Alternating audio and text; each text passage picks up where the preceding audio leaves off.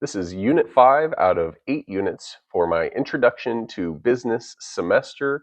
This particular unit, number 5, is Marketing and Consumer Behavior. The essential question is, how do businesses influence consumer decisions through marketing? It's the persuasion. And learning objective is students will understand how marketing strategies shape consumer behavior. Here we go. This slide kind of gets students thinking, oh, whoa, what? They opened this up and then they read that first. How did they know I was going to read that first? And then the next thing, and then this one, and then I go to the last one last. Many students will do this in the exact order that the slides tell, or that the slide tells them to do it, because persuasion and visual interest and optical illusion and all of the things that drive the marketing team to be able to persuade decision making so that consumers will do what it is that they want them to do. In this unit, we'll cover marketing, the 4Ps, which is product, price, place, and promotion, which is also known as the marketing mix, target market, consumer behavior, market research, consumer psychology, customer relationship management, also known as CRM, and an introduction to social media marketing. In all of my units, I provide guided notes. This specific unit has 4 pages of guided notes that walk students through the entire slide deck so they can work on it as we go through the units and make sure that the students are engaged and have something to do and are interested and can apply the learning to the content outside of the class as well as inside. And these guided notes are accessible if you're one of my students in Canvas, and if you're one of my teacher friends out there that have purchased all of the content, you will have access to this hyperlink right here, but also in the hyperlink that has the access through Teachers Pay Teachers. And if you're one of my teacher friends out there just watching this video to see how I teach this content, then follow along, and here we go. Worth noting, this also comes with a unit quiz as well as answer key. The logos of global corporations like Apple, Starbucks, and Walmart, in fact, I'm going to say Target instead of Walmart, are designed to create instant brand association. How well do you remember them? I use a extension on my slides called Pear Deck, where students can interact with the slides by logging into the Pear Deck, and then it allows them to, in this case, they could drag the red apple to how well they remember the logo. Maybe they remember it really well, maybe they don't remember it at all, and maybe they could draw it right this second verbatim exactly how it's supposed to go, and so they can drag the color coordinated dot to wherever it is. If you do not have Pear Deck, no fret. In the guided notes, there's a section where they will be able to do this next activity. Follow along. So on the following slides, draw the company logo in the Pear Deck from memory, including correct colors to the best of your ability. Don't look it up, don't cheat. I make sure that my students don't have any Apple products out, they don't have any Target bags, and that they don't have a Starbucks cup or a tumbler or anything like that on their desk. And so I have students start with a quick, easy one. Draw the Target logo. Give them about 30 seconds to do this. The big question is, does it have one circle on the outside, 2 circles on the outside? Are they connected? Are they thin? Are they thick stripes? They don't remember. Sometimes they do. And then I take them to a link to the history of the Target logo. Next up, the Apple logo for 45 seconds. Many students can't remember, is the leaf straight up and down? Or I'm sorry, the stem straight up and down? Does it tilt to the side? Is there a leaf? Is there 2 leaves? Which side is the bite of the apple taken out of? I then take them to a link to the history of the Apple logo. Then this one's always funny. Draw the Starbucks logo again with the Pear Deck. They can draw in the slide. And so at the end, I will show them the entire collage of all the Starbucks logos that have been drawn. And I'll kind of poke fun at some of the drawings in a kind way.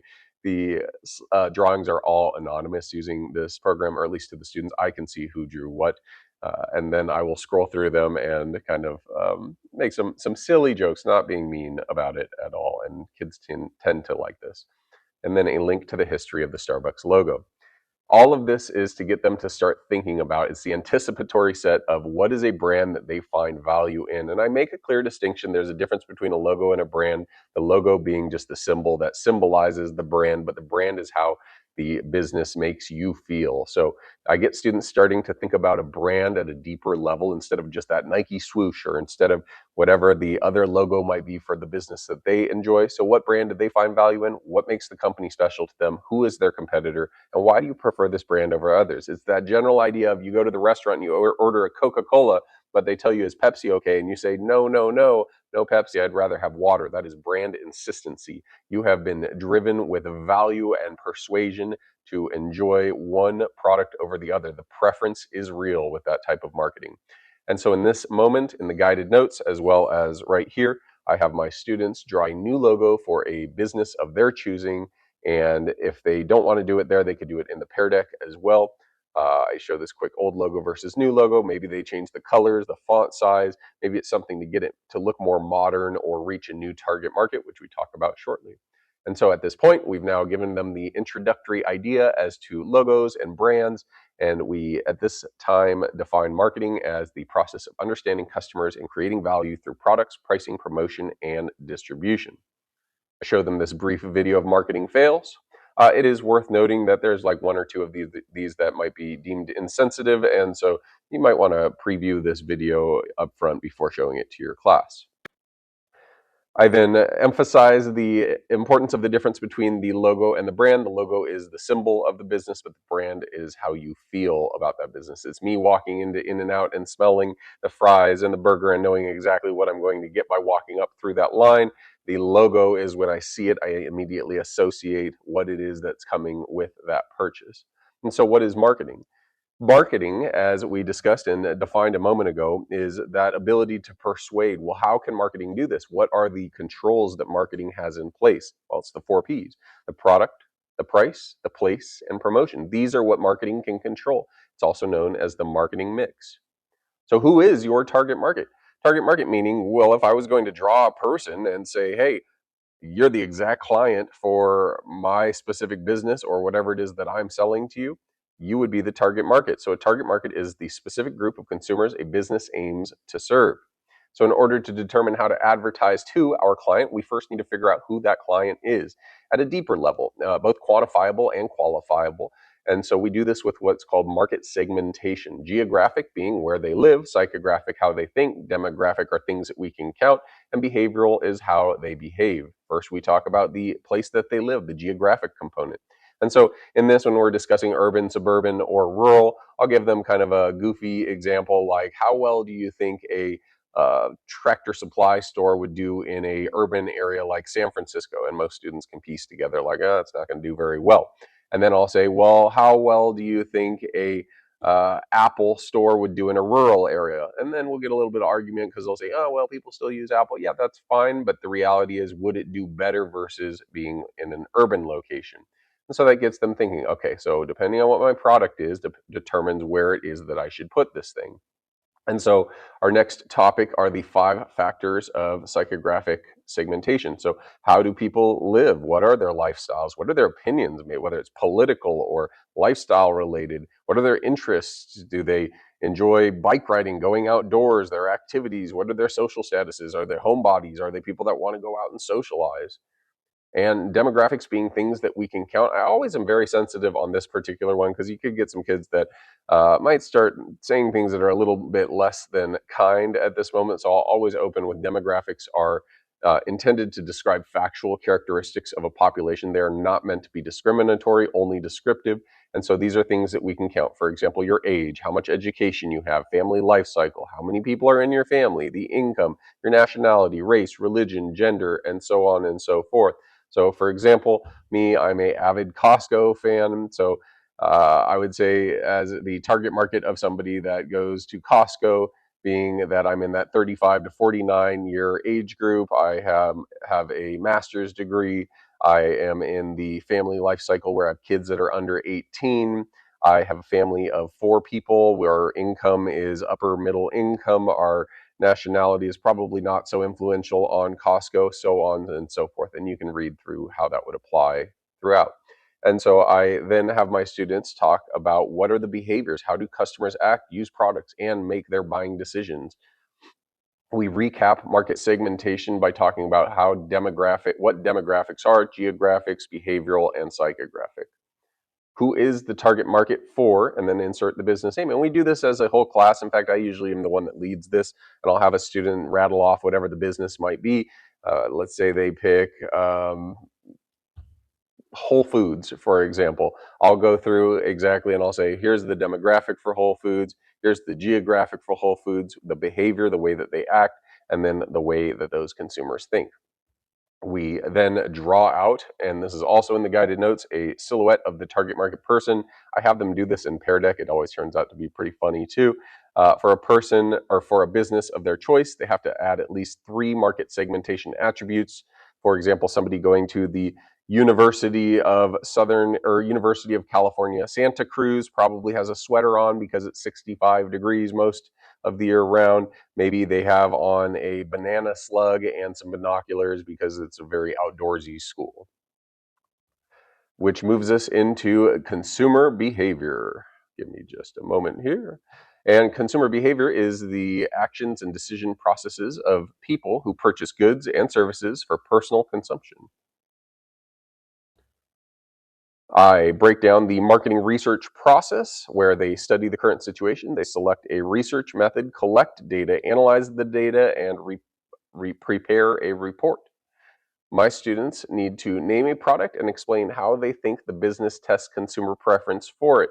So, if a new car company is coming out with a type of vehicle, maybe it's a really inexpensive car targeted towards high school teens, number one thing on it is going to be safety, maybe fuel economy, and how do they test it? Maybe students will say, all right, well, they want it to look cool. Okay, well, get a group of people and they have them observe what is it that these people think looks cool, and so on and so forth. So we talk about the four different major types of typical market research methods: observation, survey, focus group, and experimentation. I have them rattle off when they look at this image right here, what is the very first item that they see when they're looking at it. And many times the student will say, I see the purple special K box. I'll ask them why. And then they'll go on to tell me, well, it's bright purple and it's right in the middle of the screen. And then we get to talking about, well, yeah, it's in the middle of the screen. Who shops at that level? And then we start talking about how the healthier or the higher up you go, the healthier it is. And so that's usually going to be reserved for the adults, the people that are taller, whereas you get the more sweet and sugar packed dessert type cereals at the bottom. This is your cinnamon toast crunch, this is your frosted crispy treats, and all of that, where it's at the bottom, your Lucky Charms right at eye level of those earlier younger children. And followed up by a video where it solidifies exactly what I just said, where the business is taking people with glasses on that actually tracks their eye movement to figure out what it is that they are looking at as they shop around. Next one up is surveys, a set of questions used to gather information directly from consumers. I do have my students gather a survey result from their peers on a survey type of a question. In the guided notes, I have them create that survey and survey their classmates for a few minutes. Followed up by focus groups, which are a small group of people who share their opinions about a product, idea, or advertisement. This video is for a Chevrolet Malibu, but it is debadged, so nobody can say exactly what it is. They can only make guesses as to what it is, and that is the general idea of a focus group. Next up is experimentation. This compares consumer reactions to different products, options, prices, or marketing strategies in a controlled situation. So I give them this example, and the picture is not loading right here. Do they like this shirt? And I'm wearing a Nike polo shirt, and students will oftentimes say yes. Some students will say no. It happens to be my least favorite polo shirt that I own, and I do this on purpose because they see that it has a Nike swoosh on it, and as they watch it, they're like, yeah, I like that. But then the next slide, I say, would you still like it if it didn't have the logo? And now I've removed the logo using AI to crop the logo out. Would you still like it? And you'll quickly see that the numbers shift. And it shifts just because that logo has now disappeared. That is the value presence of, that is the power of that logo and the way that that brand makes people feel. Maybe they feel athletic with that logo. Maybe they feel like a pair of shoes that they had helped them win certain games or athletic endeavors. And if you have the time and means to do so, this is always a fun one to really drive in experimentation. I'll purchase the Honey Nut Cheerios from Costco and then a generic box from whatever store it is that's nearby. If it's Trader Joe's, they have Honey Nut-Os. If it's the local grocery store, they have some type of another generic type of Honey Nut. And then I'll do a blind taste test to see if the generic is in fact less than expected from what the Honey Nut O's are.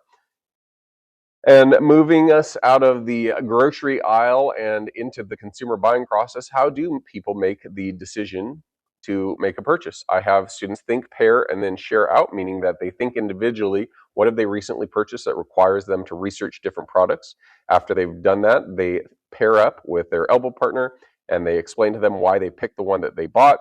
I give them an example that I purchased a hot tub for my birthday. Before buying it, I did a ton of research on installation, the dimensions, when does Costco do sales on this, what colors would I like, what is the electrical configuration.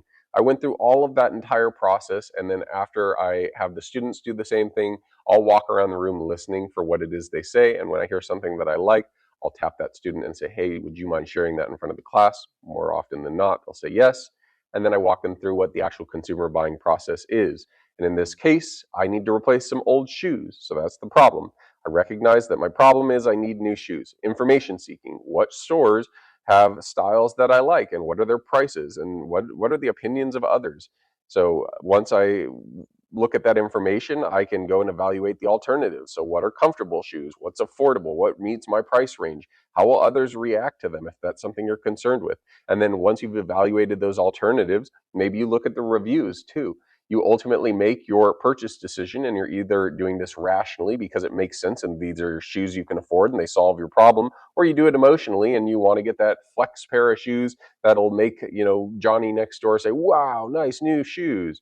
And once you've made that purchase, what is your post-purchase evaluation? Look at other people's reactions. You test the durability. You compare it with older shoes. You can think about, are you going to leave a review or not, which will then prompt more people to try and solve their problem based on your review, to see if in fact you were satisfied with it and maybe you had the same problem that they do.